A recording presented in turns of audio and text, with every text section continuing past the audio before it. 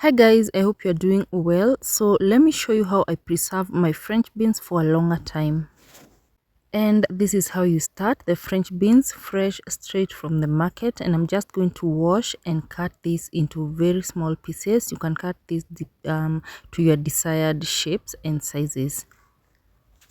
And since I like to preserve them together with the carrots, so I'll also cut some carrots like you see here, and I'm just going to put that aside. And then I'm just going to take a big pot and boil a lot of water. So you need enough water to cover the veggies, and into that water you're going to add a lot of salt, not only to season the veggies but to also brighten up the colors. The green will be so green and the red will be even redder, if you know what I mean. So just add the veggies into that mix, and then you're just going to gently mix them like you see here. Be sure to use a large enough pot, and we're going to blanch them, and we're not going to let them sit here for a long time because we do not want them to cook. We just want to half cook them. So you're just going to stir them and then leave that for like a minute or two before adding in the carrots. Next, you're just going to add the carrots like you can see here, and then keep mixing. And also, if you do not like your veggies to be overcooked, be sure to not cook them for more than a minute. I like mine crunchy, so that's why I put them for a minute or two. That's enough. Remember, these are tough veggies and they take longer to cook, but I prefer to have them crunchy. So go ahead and start mixing like you see here, and be sure to use a large enough pot to allow the movement of the veggies and to make sure that each piece is coming into contact with the salty water.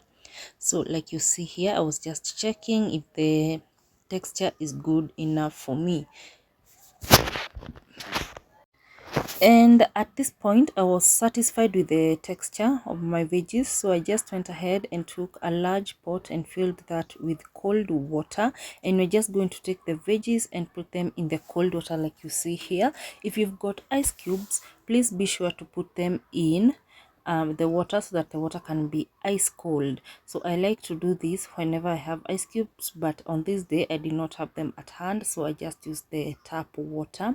And after putting them in the first water, you realize that the water turns hot very fast.